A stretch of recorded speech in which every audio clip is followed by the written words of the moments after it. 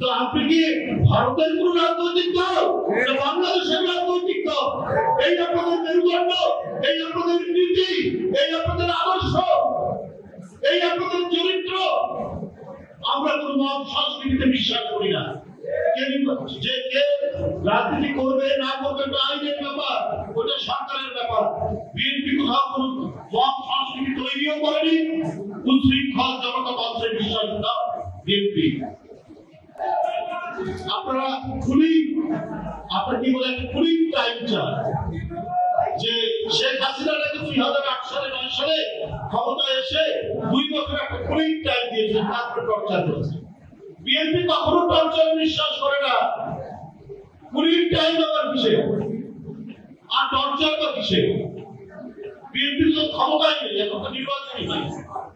BNP কখনো কোনোভাবে কোনো অবস্থাতেই বেআইনি কোন ধরনের অত্যাচার, নির্যাতন, নিপীড়ন এটাতে বিশ্বাসী নয়। কারণ নিজেরা আমাদের জীবন দিয়ে আমরা প্রত্যেকে ভুক্তভোগী। প্রত্যেকে যারা বসে আছে, সামনে বসে আছে, সর্বনিম্ন 50টা সর্বোচ্চ 500টা মামলায় আমরা প্রত্যেকেই আক্রান্ত। তো আমরা নিজেরা যেখানে আক্রান্ত, আমরা অন্য কেউ অত্যাচারিত হোক, অন্য কেউ লাঞ্ছিত হোক, নির্যাতিত হোক, সেটা আমরা চাই। কিন্তু যারা ফাঁসিবাদকে সমর্থন দিয়ে তাদের বয়ানের সাথে গলায় সুর মিলিয়ে যারা কাজ করেছে, তাদের তো বন্ধুরা আবার আইনের আওতায় অবশ্যই তাদের বিচার জনগণ দেখতে চায়, অবশ্যই তাদের বিচার জনগণ দেখতে চায়। আজকে একটা বিভিন্ন গণমাধ্যমে দেখা যায় যে এদেশে সৎভাবে সত্য কথা বলে বেঁচে থাকা যায়। লিখছেন একজন সাংবাদিক, যার সম্পর্কে কয়েকদিন আগে তার আত্মহত্যার কথা আমরা শুনেছি, তার লাশ পাওয়া যাচ্ছে মেঘনা নদী থেকে। বিভিন্ন তার যে লেখা, তিনি মৃত্যুর আগে যে খোলা চিঠি দিয়েছেন, ওটা সুসাইড নোটের মতো অনেকে মনে করছেন, সেখানে লেখা আছে। কিন্তু আমার বক্তব্য হচ্ছে একটাই, যে জার্নালিজম আর অ্যাক্টিভিজম তো অনেকেই এক করে রেখেছিলেন। যে আমাদের বলা হচ্ছে যে সত্য কথা বলা খুব দায়, কিন্তু এটা কখন যারা এই কথাটি বলেছেন, যিনি বলছেন, আমরা জানি না, কেউ বলছে এটা একটা সিস্টেমেটিক মার্ডার, কেউ বলছে আত্মহত্যা, সেটা সরকার এবং তার গোয়েন্দা সংস্থা এবং যারা এটার সাথে তদন্তের সাথে জড়িত তারা বলবে। কিন্তু দ্বিতীয়ত ওই সরকারেরই আস্থা ভালো নাকি মানুষ।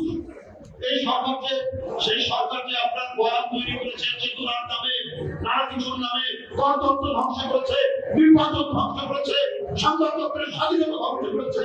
সত্য কথা কি যদি বলেছে কেউ, হয় তার মৃত্যু হয়েছে, হত্যাকাণ্ডের শিকার হচ্ছে, নইলে কারাগারে থাকতে হচ্ছে।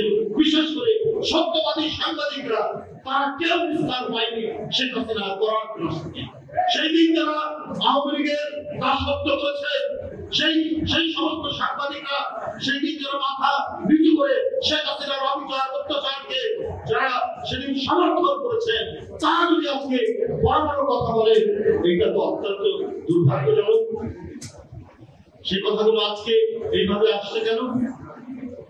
এখন তো অনেকেই মুক্তভাবে কথা বলছে। 15ই আগস্টে আওয়ামী লীগের নেতার পিতার নামে তো অনেকেই বন্দনা করলেন। আমরা তো কোনো কথা বলিনি, আমরা তো গিয়ে কোনো মত সংস্কৃতি তৈরি করিনি। অথচ এই 1 সেপ্টেম্বরে অনেক সংবাদপত্র প্রয়াত জিয়াউর রহমান লিখেছে, আমরা দেখেছি। আমরা সমালোচনা করছি, আমরা কিছু বলবো না, কিন্তু আমাদের মনে কোটি কোটি জাতীয়তাবাদী শক্তির মনে ওই সংবাদপত্রগুলো এত বেদনা, এত দুঃখ দিয়েছে, এটা কিন্তু আমরা ভুলবো না। যে ব্যক্তিটি স্বাধীনতার ঘোষণা দিলেন, যে ব্যক্তিটি শেখ মুজিবের গণতন্ত্র হত্যা করার জায়গা থেকে গণতন্ত্রের মুক্তি দিলেন, পক্ষীয় গণতন্ত্র, তাকে জাতীয়